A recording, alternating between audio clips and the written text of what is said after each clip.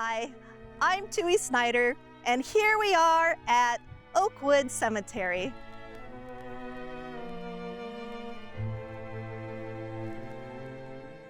When you're first studying cemetery symbols, and it's a topic you want to get into and learn more about, a really great place to start is simply by looking at all the different ways that hands can be depicted on headstones. On this particular headstone, we see what I call a marital handshake.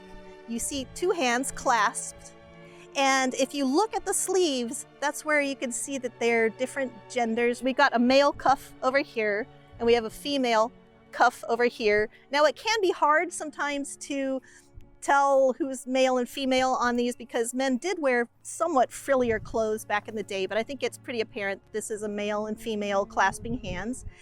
This is to indicate that this woman was married. And here it even tells us wife of Bird Holland, and she died July 4th, 1858. Now below, we have the Victorians really loved to equate death with sleep. And you see that in a lot of their epitaphs that will say, asleep in Jesus, things like that. And so here we have her, his wife, Maddie. She's resting, it looks like she's asleep with a baby asleep on her chest. And then down here we have a very touching epitaph. It says, is it well with thee, Maddie? Is it well with thy babe? So it appears that she and her child are both buried here. Now below, this is just quite an interesting monument. I don't know that I've really seen one quite like this, where I would normally expect this just to be flat, flush with the ground, but they have added this raised iron, I don't know what to call it, a little raised iron covering here. This certainly protects this grave and keeps it from eroding. It's really quite unusual and very fascinating. Now on the back of Maddie's headstone, we have a weeping willow, which was a very popular Victorian era symbol to symbolize mourning. And on top of that, which makes this a bit unusual or unique, is we have a very literal expression of Maddie's husband's grief. Here he is with his hat off, crying at her grave. It's very touching. I found this whole monument very touching. Here we have a really wonderful example of a zinc monument. Now, these are often called white bronze monuments. They were created by the Monumental Bronze Company. Over here, you can see the name of it, Monumental Bronze Company, Bridgeport, Connecticut. And they released a catalog that had all the components so that you could order and create a wonderful monument for your family. And boy, these people have really gone to town here. Now, I should explain, they called it white bronze because to call it zinc just didn't have, well, it was a marketing ploy to make it sound a little more she, if you will, a little more upper class. And the sad thing about the Monumental Bronze Company is that they went out of business due to World War I. Zinc was required for munitions, and that shut down their factories. Sadly, they never quite recovered after that. And I say sadly because when you look at this monument, everything is still legible. These are so durable. They last so much better than so many other types of stone or metal. So they are just wonderful. So what you would do is you would get a hold of the Monumental Bronze catalog, and I have seen some copies of it. It's really quite entertaining and very informative and fun to look at. You would order the different components and put it together, and here are some of the things these people have picked. Over here they have some praying angels to indicate their faith, let us know that they were good, faithful people. Here they have, well, once again, we have the Ancient Order of Mysteries, so we know that Torbet was involved in the Masons and in the Ancient Order of Mysteries.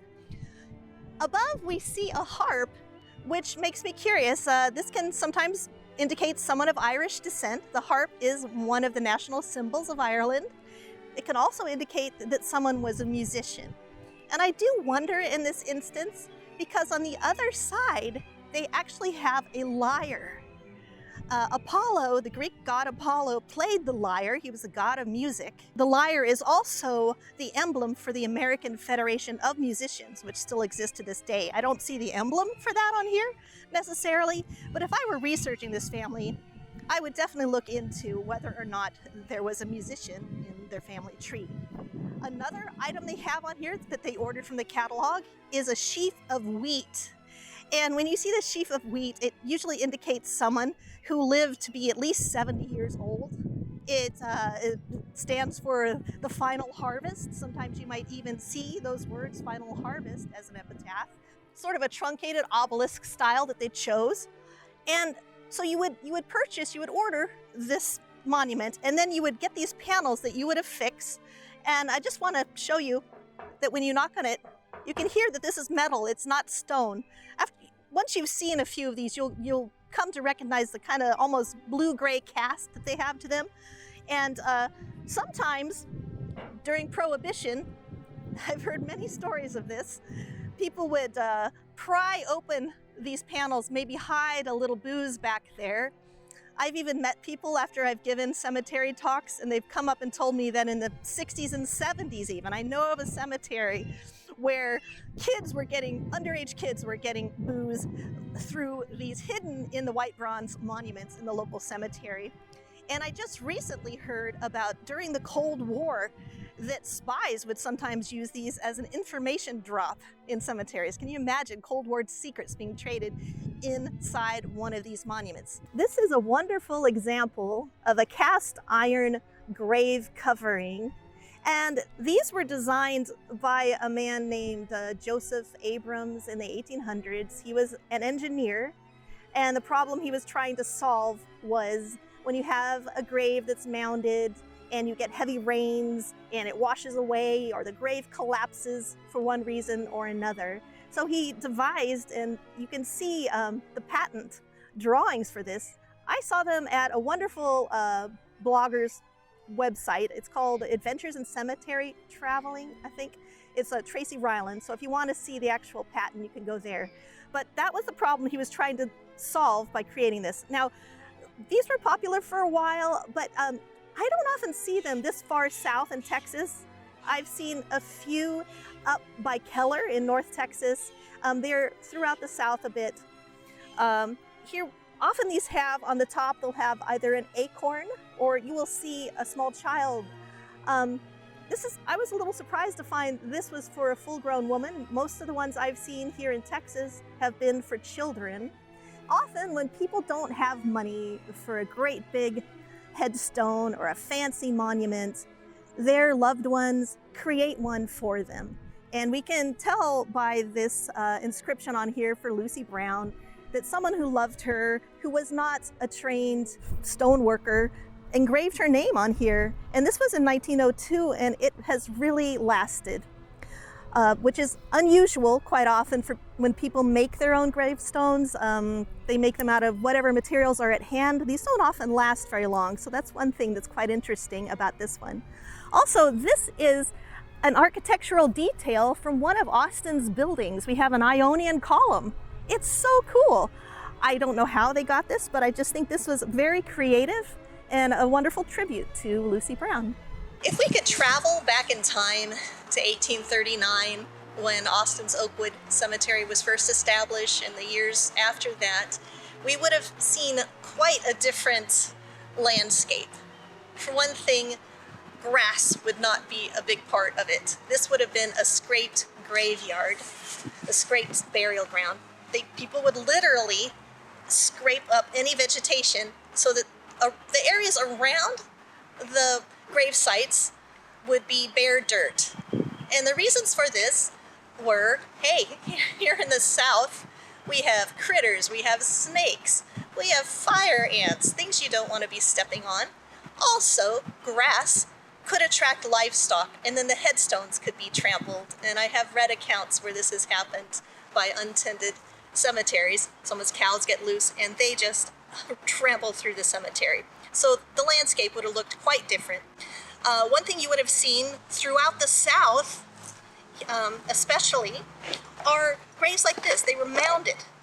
And on top of the mounds, they have some sort of bivalve, a cockle shell of some sort, freshwater clam, whatever they had nearby. I'm not a biologist, so I don't know exactly what type of mollusk this is. But they would have mounded the graves and then put these shells on top of them. Now the purpose for that is less symbolic than it is practical. Once again, it is a way of keeping these mounds, these graves, from getting washed away in the severe weather that we get here in Texas and other areas of the South. It was a way to protect the grave, keep animals from getting in, keep it from collapsing. Shells do have a lot of symbolism. In Christianity, the scallop shell in particular is associated with pilgrimage. It's believed by many historians that the reason we see these mounded graves with shells on them in the South is that there was an influence from African Americans, because we see the same style of burial along the slave coast of Africa to this day. The mounds with shells on top of them. And so it's thought that maybe the white settlers saw this from the African Americans doing this practice and seeing the practicality of it, and that may be one reason that this practice was so common throughout the South.